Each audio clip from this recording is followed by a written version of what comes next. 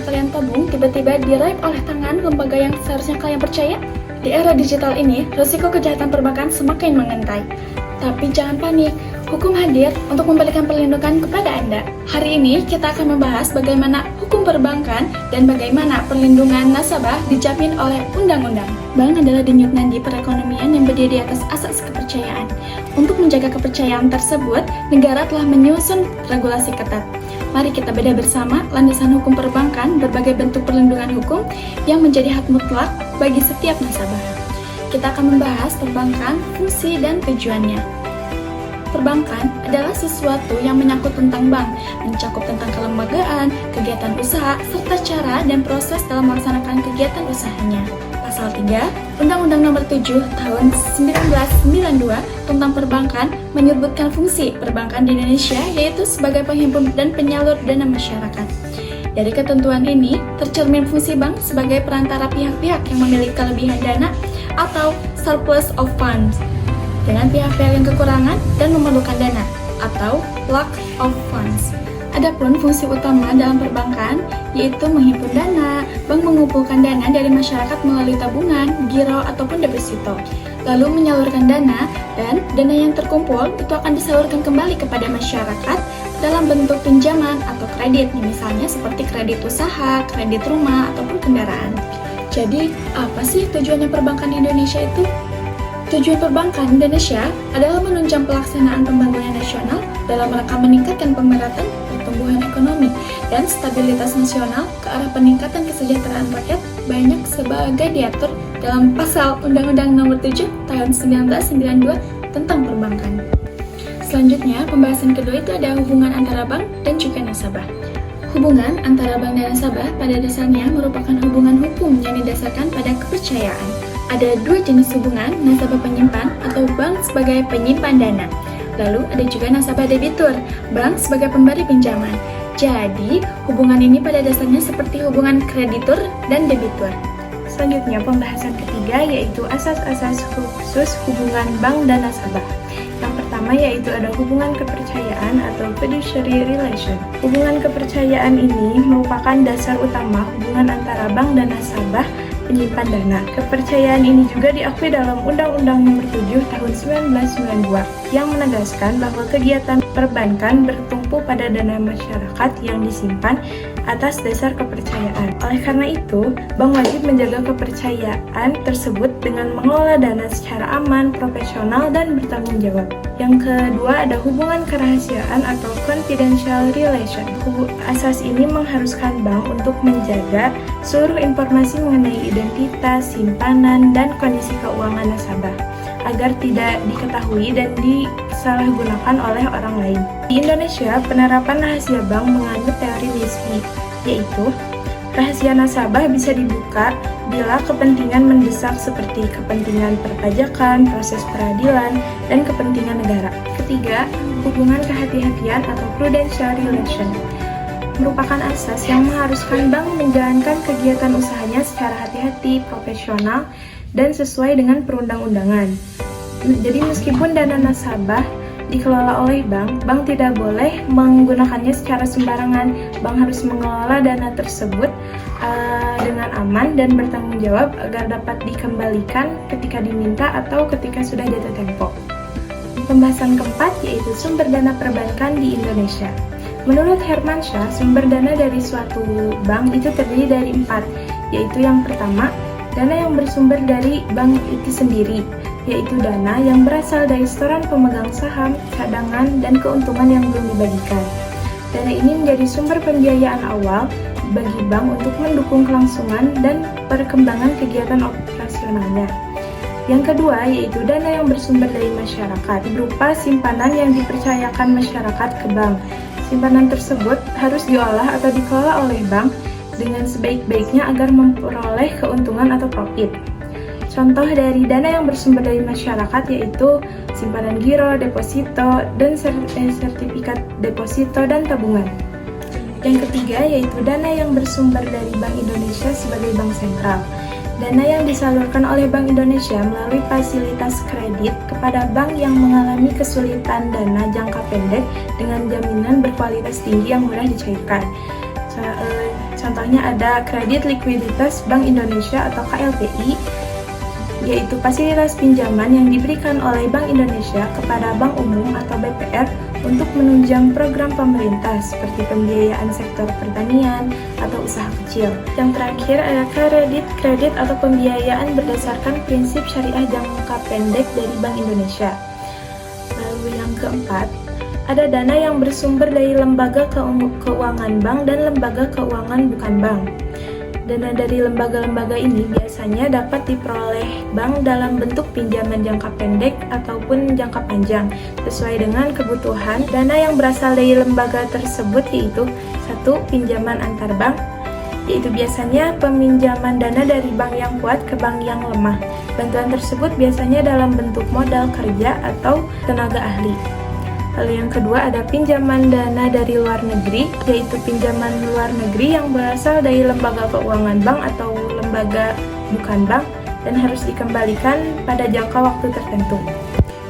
Mari kita lanjut ke pembahasan kelima, yaitu upaya perlindungan hukum terhadap nasabah penyimpan dana. Menurut ahli hukum Philippus M. Hadjon, hakikat dari perlindungan hukum adalah memberikan kepastian sekaligus melindungi hak asasi deposan atau nasabah itu sendiri. Mengapa perlindungan ini krusial? Karena industri perbankan bergerak di atas fondasi kepercayaan masyarakat. Ada 5 alasan pokok mengapa nasabah mau menitipkan uangnya di bank. Yang pertama, keamanan. Nasabah menganggap uang sebagai store of value atau alat simpan yang aman dari resiko kehilangan. Yang kedua, keuntungan. Menghindari loss of interest dibanding disimpan di rumah. Dia ada hak hukum. Meskipun dana dikelola bank, titel hak tagih atau uang tersebut tetap melekat pada nasabah. Yang keempat, kemudahan. Bank memperlancar lalu lintas pembayaran transaksi sehari-hari. Yang kelima, fasilitas adanya ketersediaan transaksi menggunakan valuta asing. Dalam sistem perbankan di Indonesia, metode perlindungan nasabah dibagi menjadi 2. Skema besar yaitu secara implisit dan eksplisit. Perlindungan implisit adalah perlindungan yang tidak langsung yang dihasilkan dari pengawasan dan pembinaan efektif oleh Bank Indonesia atau OJK. Tujuannya adalah tindakan kepencegahan agar bank sejak awal selalu dalam kondisi sehat dan terhindar dari kebangkrutan. Yang kedua, ada perlindungan eksplisit, adalah jaringan pengamanan langsung melalui pembentukan lembaga khusus, yaitu LPS, lembaga penjamin simpanan, jika suatu saat bank mengalami gagal usaha. Lembaga ini yang akan menjamin pengembalian uang masyarakat. Berdasarkan UU 010 tahun 1998, ada 4 instrumen teknis yang wajib diterapkan internal bank demi meminimalisir resiko kerugian nasabah. Yang pertama, proses prinsip kehati-hatian. Bank wajib menjalankan operasionalnya secara konsisten berdasarkan hukum, profesionalisme, dan itikat baik. Yang kedua, batas maksimum pemberian kredit. Ini adalah aturan agar bank tidak memberikan pinjaman terlalu besar kepada satu pihak atau kelompok tertentu saja, guna menyebabkan risiko. Yang ketiga, transparansi laporan. Bank diwajibkan mengumumkan laporan neraca dan laba rugi tahunan yang telah diaudit oleh akuntan publik sebagai hak keterbukaan informasi bagi nasabah. Yang keempat, merger, konsolidasi, akuisisi. Ini adalah langkah strategis korporasi untuk memperkuat strategi sinergi dan struktur permodalan bank agar fondasi keuangan mereka semakin kokoh dalam menjaga dana masyarakat. Baik, selanjutnya pembahasan ke-6, perlindungan hukum terhadap deposan melalui pembentukan lembaga penjamin simpanan. Memahami perlindungan hukum deposan melalui eksistensi lembaga penjamin simpanan secara ringkas, tujuannya itu untuk menarik perhatian audiens sejak detik pertama dan memicu rasa penasaran mereka tentang keamanan uang mereka sendiri. Selanjutnya, 1973 awal di Indonesia lahir aturan jaminan awal lewat PP 3034 atau 1973 yang memandui dan tidak pernah dijalankan BI. 2004 berdirinya LPS disahkan Undang-Undang Nomor 2 demi kekuatan hukum tetap dan stabilitas perbankan nasional.